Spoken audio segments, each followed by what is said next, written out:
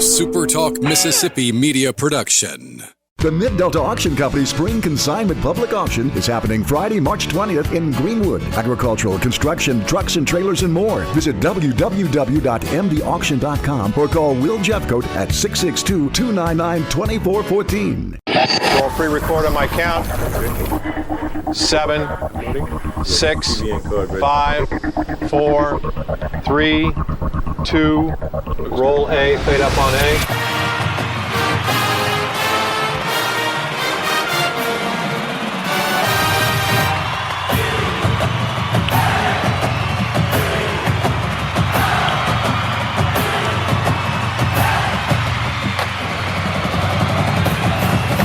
Southern Miss to the top. You're tuned in to the Eagle Hour. Okay, let's go. Monday edition of the SuperTalk Eagle Hour is on the air from the Southern Bancorp studio in cold Hattiesburg, Mississippi this afternoon. Glad you're with us. It's Monday. We talk to Christian Ostrander every Monday, and we're about to do that. Golden Eagles 2-2 on the week. Win a big game midweeker against Ole Miss. Dropped 2 of 3 this weekend in an upset over at Arkansas State. Remain with the number 1 RPI in the country. Rankings 12 in this week's D1. 12 in perfect game. Baseball America drops the Golden Eagles to 16. They've always been kind of an outlier for some reason. And I think the coaches poll, Dima, was around 7. Yeah. Okay. So things continue to be okay. It is a marathon, Kelly Sander. It is not a sprint, right? And you're just getting started, you know? Yeah. Coach Ostrander joins us right now. Coach, I know you're unhappy when you lose a weekend series, but kind of give us your evaluation of the weekend in general, if you will, sir.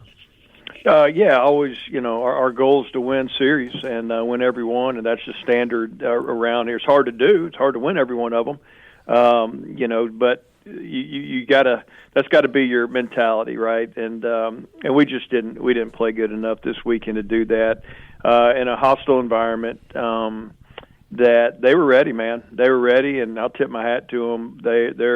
Their Friday night guy was really, really good, and he kind of put it to us. We won the middle game and played very clean. Played a really good game on Saturday. Then yesterday, just really didn't start well. Spotted them some runs, and then fighting to get back in it, and on a day that runs were at a premium. So just disappointed in our guys for not getting it done, honestly, because I think we had our chances.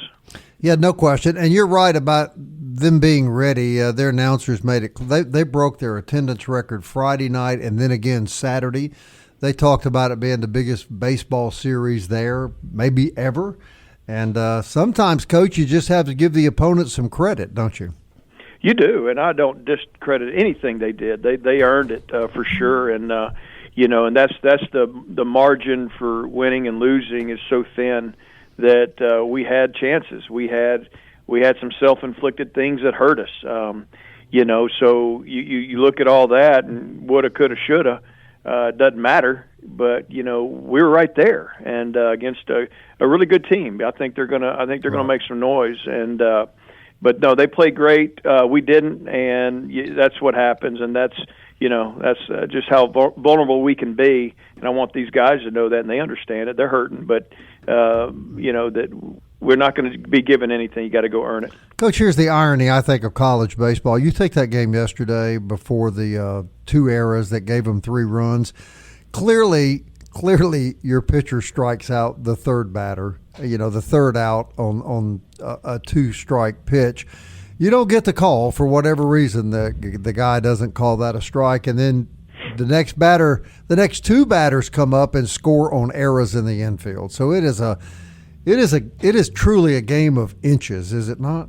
Well, there's so many variables. You got judgment of umpires. You got weather conditions. You got a bad hop. You got a sunball. You got just so many things that are out of your control sometimes, and you just gotta just go and try to do what you can do and not worry about those other things. It's part of the game.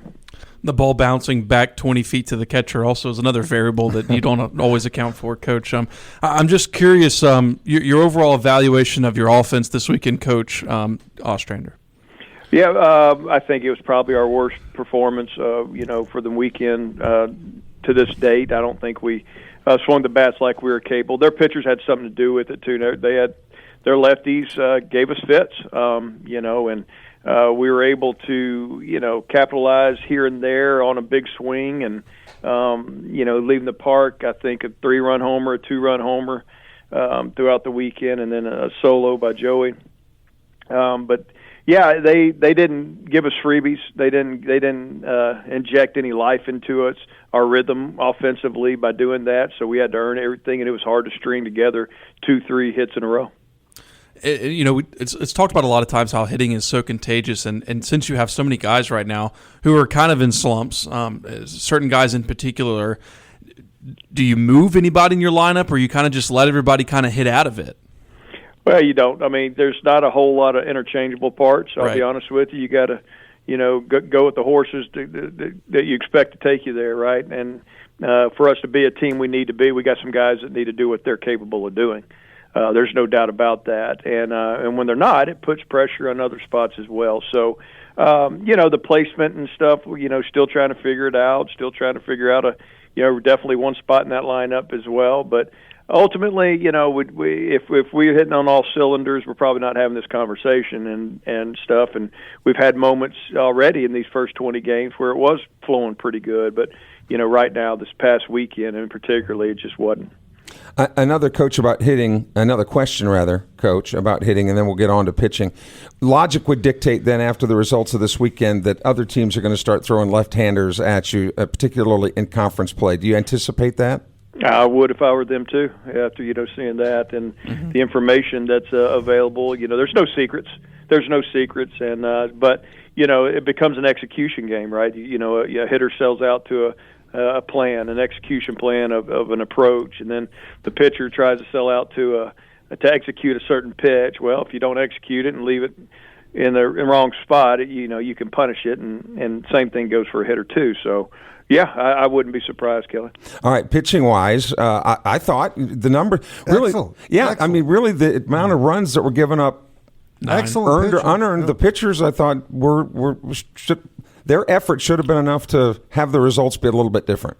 I think on paper it definitely said that. We had some self-inflicted wounds that hurt ourselves, defensively there. But ultimately we got to hold them down, right? If we're only going to score, if we're only going to score 4 runs, we got to hold them to 3, and so forth. Easier said than done. But overall, I wasn't displeased, but I'm very critical of them, and I think there's some things we need to clean up. Coach, in general terms, can you share what your message was to the team yesterday afternoon? Yeah, just disappointed. Disappointed. Because that's not the standards here, and it's okay to lose. I can handle getting beat. I mean, we got beat Friday. They just beat us. But I thought yesterday, we gave them a lot, and we had our chances, and that bothered me. And this team's got to learn how to rise up in those situations and learn that. Every team has to learn it. And, I don't know if we have yet. There's just been a lot of great moments already this year, but some of those moments come when they don't have to worry. Hey, there's going to be so much energy around them because of who you're playing, where you're playing, the environment and stuff. And sometimes you got to create your own. And quite frankly, I think against Nicholls a couple weeks ago and 2 games this past weekend, we didn't command that enough, and we got to supply it. Yeah, no question. And any baseball team, when you get guys at second and third and one out, you at least got to put the ball in the outfield, right, Coach? I mean, you can't strike out with runners at second and third and one out. That's a tough place to take a K, isn't it? Yeah, it is, and you're trying to go for it as a pitcher. When we're in that situation on defense, obviously that's what we're trying to do. Go for that punch out if you can, and but it's kind of primitive, competition there, man. Me versus you. I'm not going to let you win. I'm going to find a way to move this ball, but like I said earlier, easier said than done sometimes. Dima brings it in perspective, though, in the production meeting. The team is 16-4, right, Dima? Yeah. Well, You're still, Coach, I guess I wanted to ask you more back onto the pitching side of things if we have time before the segment ends. But Graydon Harris, of course, another dominant performance. I'm just curious if there's any thought in moving him to potentially the Friday role. Oh, yeah, there's thought. Definitely. I guess what would go into that decision-making? Just me deciding to do it. Okay. That's pretty much the bottom line at Southern Miss Baseball, like Oz. Short answer. I love it. The main theme is what Coach Oz decides to do. That's the best answer we'll get all week right there, Coach. I just got to tell you. Well, I mean, he's always been, and I'm not going to just being honest. And he's always said, look, everything's on the table. Sure. Yeah. I mean, there's no job that's guaranteed, right? And I think guys at this level understand that, and that's what keeps the guys competitive. That's right. There's lots of good stuff to talk about. And we're going to do that right on the other side of the break. That's a great way to start the week. I really like that. Super Talk Eagle Hour continues. Forest Health reminds you that keeping up with your favorite team this time of the year is fun. Don't forget about the most important player, though, and that's you. Get an annual physical. Be sure your health is as good as it can be. Forest Health can help you with expert medical care closer to home. We'll be right back. That's what they pay him for, Bob, is to make those decisions.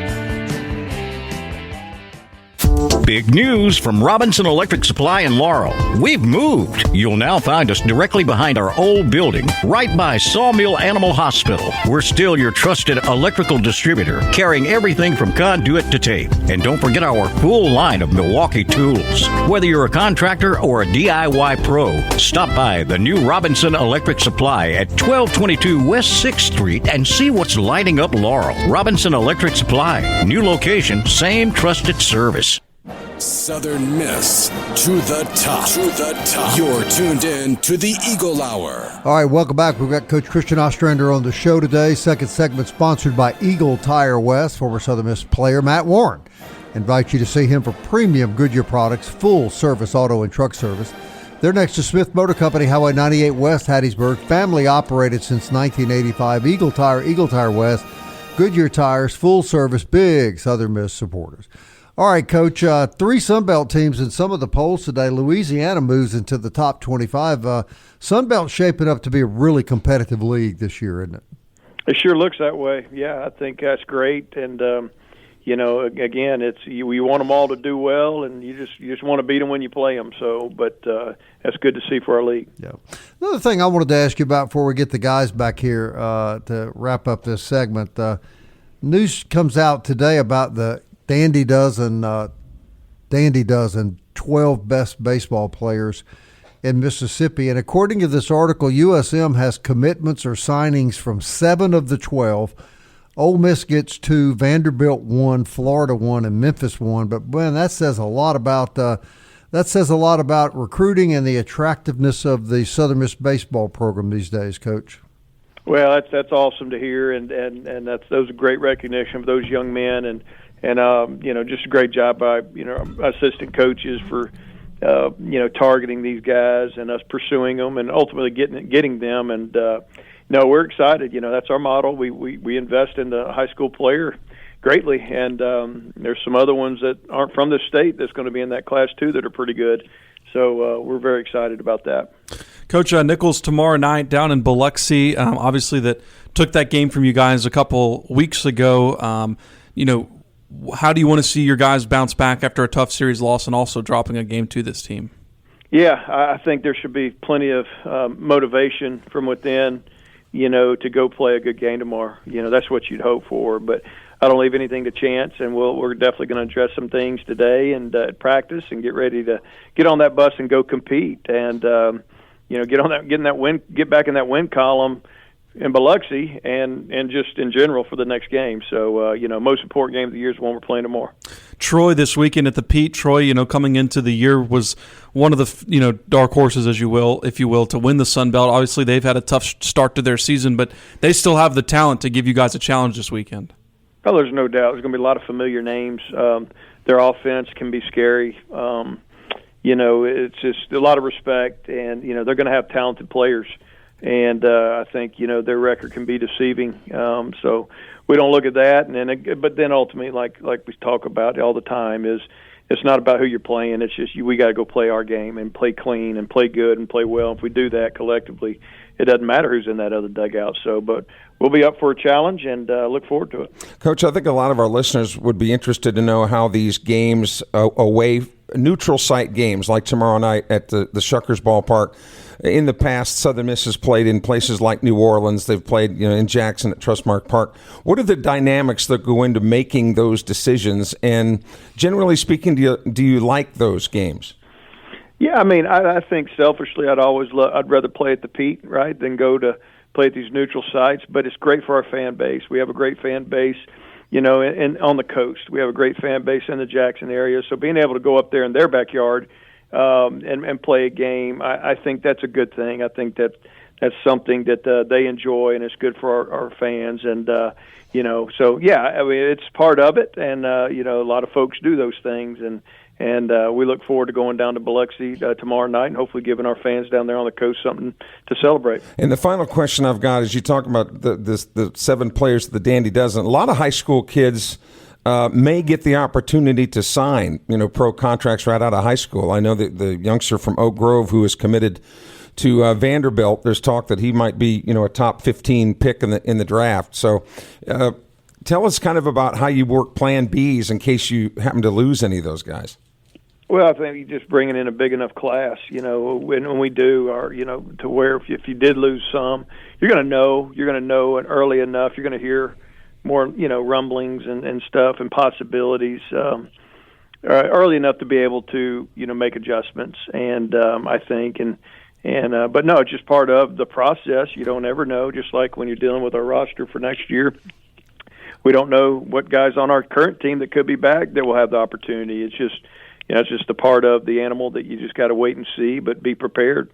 Hey, Coach, one more question before we let you go. Davis Gillespie, all-out competitor, slams into the wall late yesterday going after a foul ball, which was showing max-out effort, of course. Is he okay? Yeah, I think so. Just banged up a little bit, but we'll know a little bit more this afternoon once we get out there and start moving around and swinging the bat and stuff. But he appears to be, according to him, but he's very tough, and hopefully he woke up today and it felt, still felt good. So we're going to know a little bit more once we get outside. He's a dog, isn't he, Coach? He is, man. He just plays hard and loves to play and strong as an ox and just a fine young man. Well, on a side note, Bob, Gillespie is okay. The fence will be out 2 to 3 weeks. He's slamming. I think that was a brick wall. Yeah, he hit. He hit it, man. He really hit it. Hey, Coach, thanks very much. I'll see you in Biloxi tomorrow night. Sounds good. Appreciate you guys. Thank you. Coach Christian Ostrander, everybody. All right, Damon, wrap it up for us. Give us your analysis.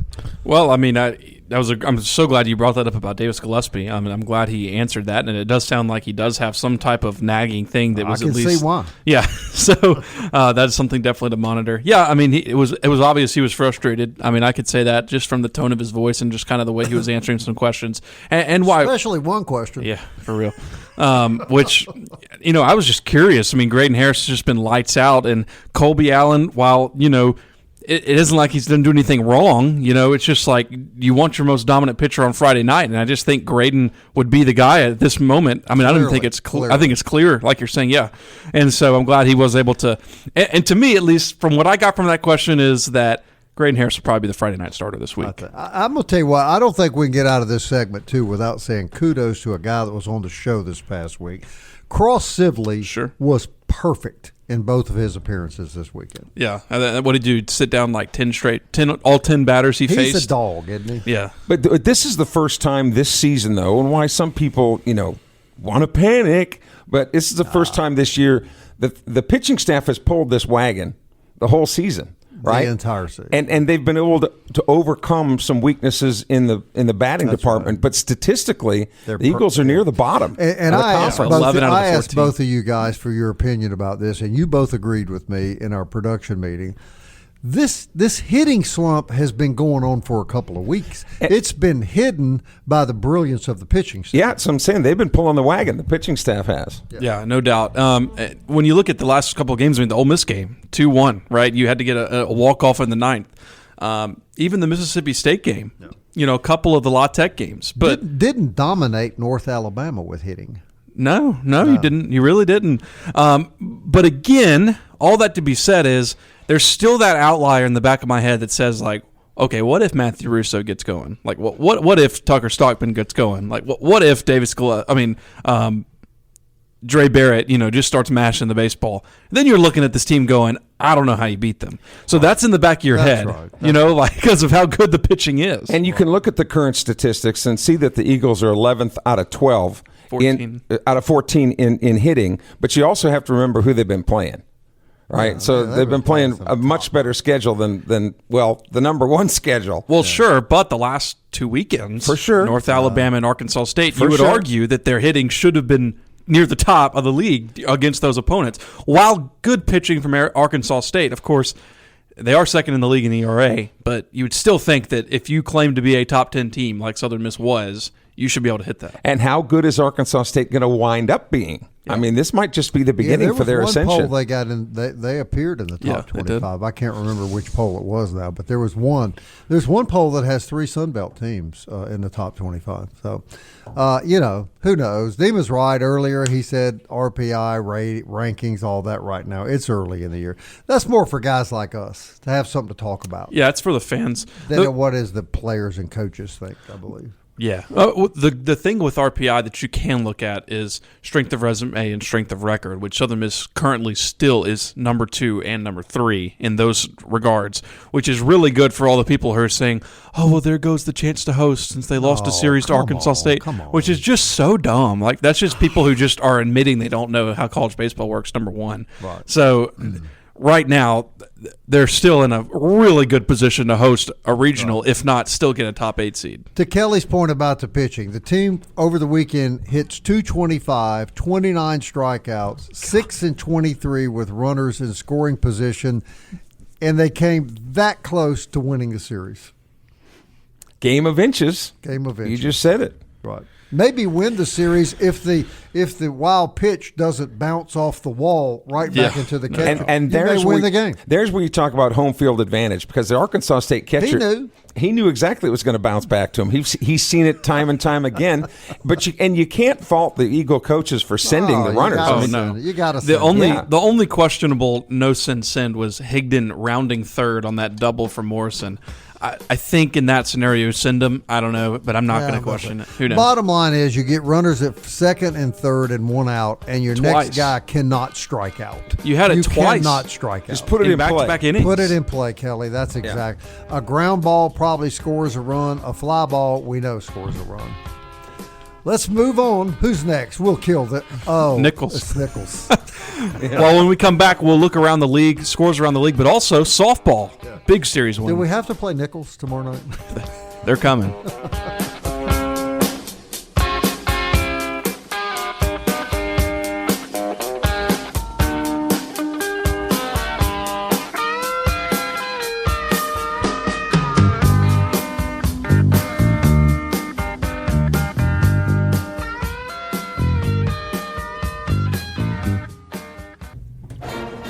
Eagle Hour. Southern Miss to the top.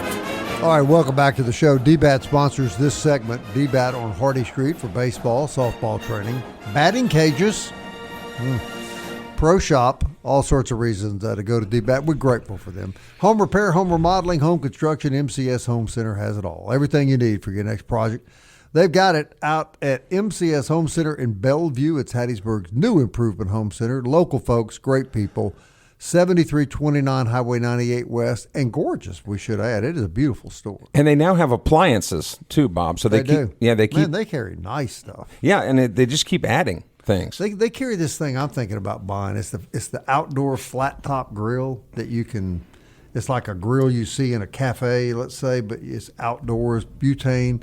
You could cook breakfast, dinner. You could cook whatever you want on it. Oh, that I got to see. You cooking breakfast. No, Angela cooks breakfast. Oh, yeah, I was going to say. Angela cooks breakfast. Yeah. Okay. You sit in the rocking chair, which is right next to the grill. That's exactly correct. Yeah. Drinking cold beer. That's the way it's supposed to be, isn't it? Cold beer and key lime pie. That's my favorite recipe at your house. I've seen it with my own eyes. All right, the football schedule is out. Dima, what do you got there?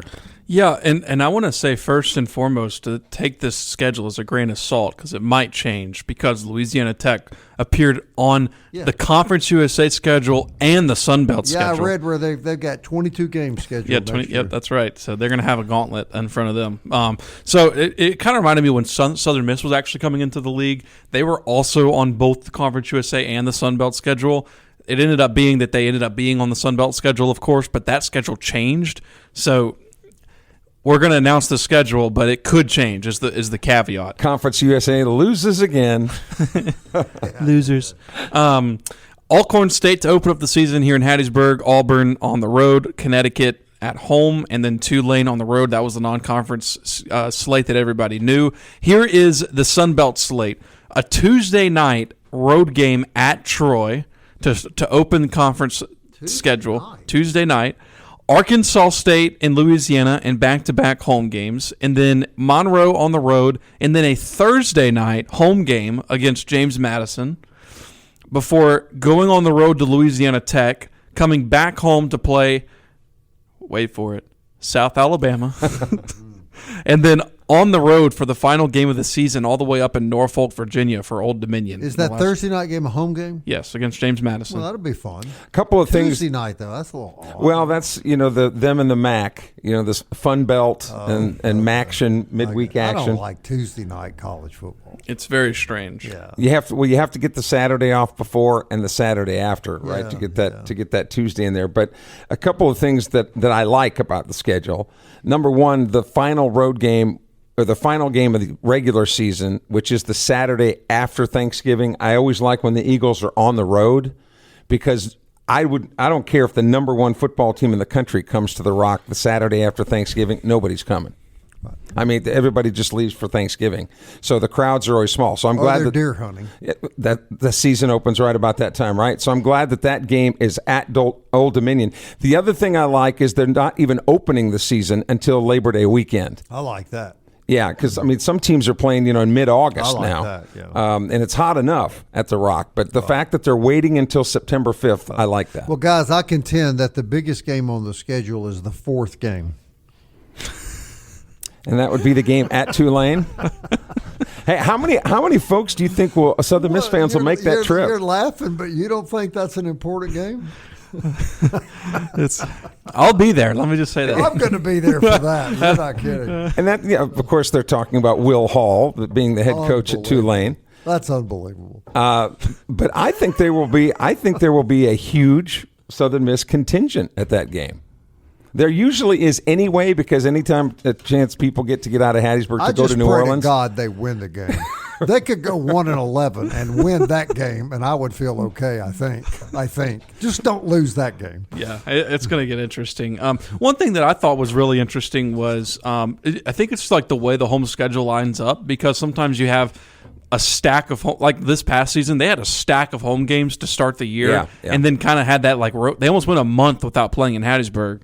But I think the schedule pans out nicely against that. You almost have like alternating weeks where you're home away, especially during conference in the last month. You got at Monroe, James Madison at home, at Louisiana Tech, South Alabama at home before going on the road again. And I think that's great. Much better. I do. I think that's much better because sometimes when they had 3 home games in a row last season. The first 3 games were all at home, and then that kind of stalled the rest of the season where they had these gaps of not being at home. I like the Cajuns playing here too. That's always exciting when the Raging Cajuns come in. Apparently the conference isn't listening to Bob, though, because on the schedule it's still just listed as James Madison as opposed to James D. Madison. I think that's an oversight on their part. Okay, I think a typo. So what happens if where are they showing Louisiana Tech? Is that a conference game or not? Yeah, conference game. So what if they don't enter the conference? I guess it would just come on as a non-conference. Look, that would they would have to redo the schedule. That's what I'm saying. I would be shocked if they're not in the conference. I would be very shocked too. Conference USA tried to pull this with Southern Miss scheduled the Connecticut game because they thought Louisiana Tech would be in conference. Yeah, so. yeah.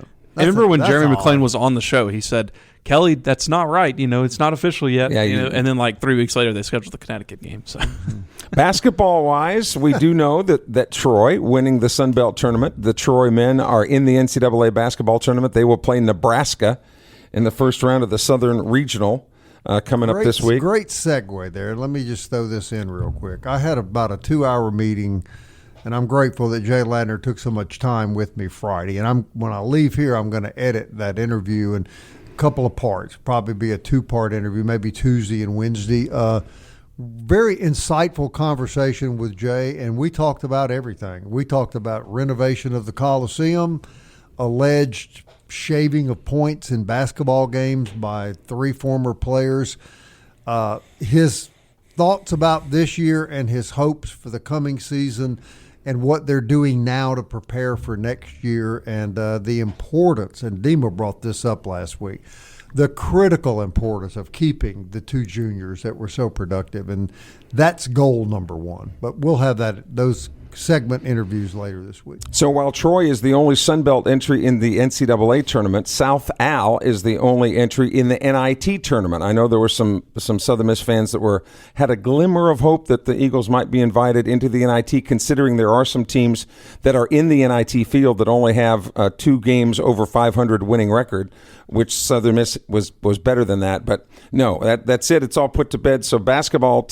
seasons for both men and women at Southern Miss are now in the books. Finique, as they say in France. Finite? Finite? I don't know. Give it a grade, Kelly. Men's team. Overall grade? I'd say B. I think C+. I'm thinking B minus. Yeah. I say C+. Why not a B, Dima? I just think it was just another shrug of the shoulders year. That's where I feel. Would it have been, and I know ifs and buts and candy and nuts and all that, but had Tavares not gotten hurt? Yeah, I think you could have gotten to a B+, A-, because I think they'd had a much better seed in the tournament. And given the way they were playing down the stretch, I think they might have won the tournament, if Tavares would have been playing. Because, arguably, Southern Miss had a chance to probably be the 2 seed with how the conference ended up shaking out, where you had a 7-way tie for second. Yeah. So arguably, they would have been in that discussion. So and they got to the seed. semis as it was. So, and Tavares is one of those players that you're watching very closely. One thing you'll hear in this interview is that Jay Ladner did tell me that both kids have expressed to him. Who's the other one? I'm sorry. Bully Weeks. Yeah. Both have looked him in the face and told him, we want to stay. We want to play here. But in today's world, every man has a number. You got to come up with the coin. Like, what was the wrestler, the $1 Million Man? Everybody's got a price. Yeah. Right. Yeah. Well, baseball lost the series this weekend. The softball team takes 2 out of 3 from Louisiana this weekend, Bob. Man, that's nice. That's a good way to start the year. I believe that was their first ever series win over Louisiana. It is. Yeah. It was the first series win ever. Kayla Jardina took the win in the rubber game of the match yesterday. Her record now 10-3 on the year. That was her 7th complete game on the season so far. With that win, the Eagles go 20-11 now, 2-1 in conference play. How about that? 20-11. And even though beating Louisiana 2 out of 3 this past weekend, to show you how dominant Louisiana has been in the past, the Cajuns own the series record over Southern Miss, still 55-7. Well, they were nationally dominant until their coach left, and he took all their players, the bases, the bats, the practice lights, everything with him to the big school, and now Southern Miss can compete. But what's remarkable about this is this: since Coach Poole has been here, this roster is the youngest that she's ever put on the field. They're off to a really good start. They are 20-11 overall, 2-1 in the conference. Of course, they just opened conference play like the men this weekend. They will travel now. They'll take to the road this weekend. Like I said, when the men are at home, the women are usually on the road. They will travel Wednesday to North Carolina, Greensboro, on their way to going to Boone, North Carolina, where they will play Friday, Saturday, and Sunday against App State. What you're saying is they're going to spend a lot of time on a bus in the next 7 days. pluses and minuses, but those young kids, that doesn't bother they're them. young. It doesn't. It's a road Would you have trip. liked to have been on the bus yesterday back from Jonesboro? Absolutely not. Absolutely not. And the players, I'm sure, didn't find it very pleasant I'm sure either. they were looking for rides. Yes. Where are my earbuds?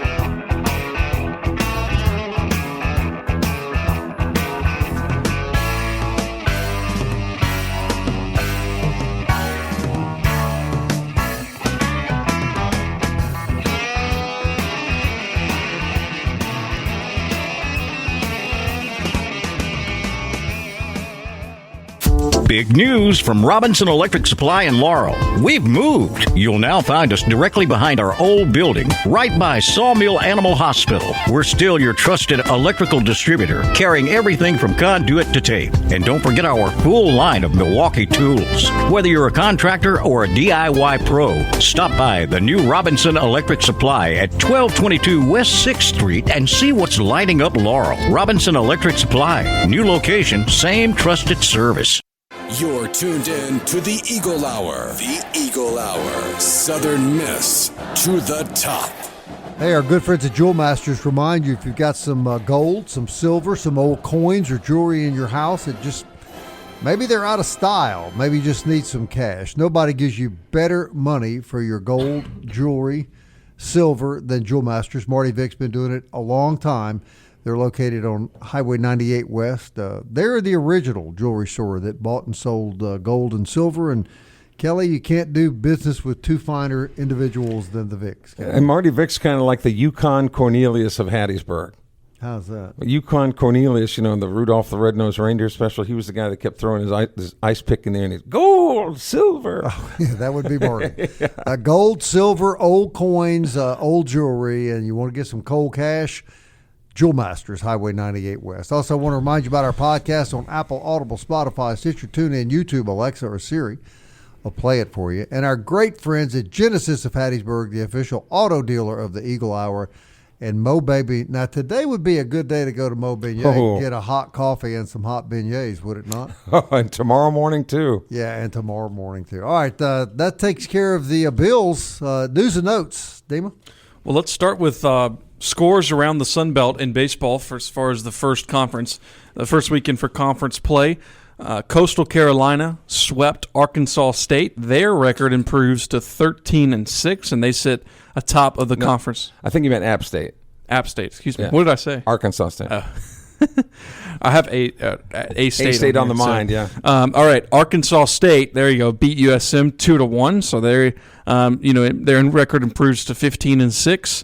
JMU swept Georgia Southern, which Georgia Southern, man, they're honestly inexplainable right now. They're at 5-14, 0-3 in league play, which is just stunning when you consider their history in their baseball program. Talking to some of the folks in Statesboro, Rodney Hennon has been there. He's the dean of all coaches in the league, and some people in Statesboro are saying they think that his time is about up there in Statesboro. Well, that would be dramatic news in the Sun Belt. Louisiana, who has entered the top 25 poll according to D1Baseball.com, beat South Alabama in a series 2-1. South Alabama took the first game, and Louisiana came back and won game 2 and 3. Marshall over Georgia State. They swept the Panthers, Georgia State, so Marshall's record improves to 11-8. Troy over Old Dominion 2-1. Troy's record is 8-11 currently, but 2-1 in conference. That is who the Golden Eagles will play this weekend. And probably the most stunning result the whole weekend, ULM sweeps Texas State. Yes, you heard that right. Sweeps Texas State, including a run rule victory on Sunday, 16-5 over the Bobcats, who, a lot of people thought that Texas State would kind of be back this season, and ULM a loud sweep over the Bobcats. As stunning as that is, tell me that series was in Monroe. It was. Okay. I was going to say that it would be even more stunning if the game was in Texas State leaves after this year. Correct? And I think they've had their bags half packed for about the last 3 or 4 months. I just don't think their head's really been in it athletically. So Tech, we think, replaces Texas State? Yeah. Yes. Louisiana Tech. Yeah. Okay. Yeah, so that's those are some interesting results. But again, it's just weekend one. There's plenty more to come. Women's golf, they are playing right now at the Magnolia Collegiate. They're actually playing today and tomorrow. That the course that they're playing is the Robert Trent Jones Magnolia Grove Crossings course in Mobile. I've played there. Have you? Yeah. Nice course, I hear. Very nice course. Yeah. 13-team field includes 2 other Sun Belt rivals, including South Alabama and James Madison. This is a layout that has featured events in the LPGA Tour and the Korn Ferry Tour. So Lady Eagles looking to continue their stellar play. They've got Louise Kivers is leading the team in overall scoring with a stroke average of just about 1 over par, just a tick over 1 over par. But one of the players on the team, and of course you younger kids might not get the meaning of this, but Savannah Van Galen is her last name. Just makes me want to jump when I say. Oh, that was good. Like, I got that reference. You did? Okay. So, yeah, Savannah Van Galen, one of the members on the team. Other people making the trip include Taylor Tribble, Liv Romer, and Alma Betteray. Maybe you should get a tattoo of her name on your arm. Well, we had, what was the Momoka Ando. Yeah. I thought was like the Star Wars name, right? Hey, real quick, what were you more surprised at? The fact that Southern Miss lost the series this weekend, or that they had 70,000 people in the Superdome to see the Savannah Bananas? I would say more surprised that Southern Miss lost the series. I mean, Savannah Bananas is like insanely popular right now. I guess I didn't realize how popular that is. They sell out almost every stadium they go to. So. Isn't that insane? Yeah, and when you say Savannah Bananas, people think that it's just one team, but it's actually like an organization. They have several different teams: the firefighters, the clowns, there's a whole bunch of different. So they're not legitimate minor league baseball teams. No, most of these guys though do have baseball prowess. They just weren't big enough or strong enough necessarily to play professional baseball, but they don't want to hang it up yet. And so now they're laughing all the way to the bank. They are. Yeah, one of them auditioned for American Idol and actually made it to Hollywood Week. I was watching American Idol. They're like, yeah, we're part of the Savannah Bananas. They're kind of like the Harlem Globetrotters of baseball. They sold out the Superdome. Drew Brees was there. Yeah, Drew Brees got in it back. Crazy, isn't that crazy? Hey, at least God bless them, they're working, Bob. Oh yeah, I mean, if you enjoy going and doing that, God bless you. That's exactly right. All right, Jay Ladner, first part of that interview on the show tomorrow. Daniel Stewart will join us, and we will preview the midweek game against Nicholls, the Voodoo Masters. Southern Miss to the top. Sipping into the future. I wanna fly like an eagle to the sea. Fly like an eagle, let my spirit carry me. I want to fly like an eagle till I'm free. I go through the revolution. A SuperTalk Mississippi media production.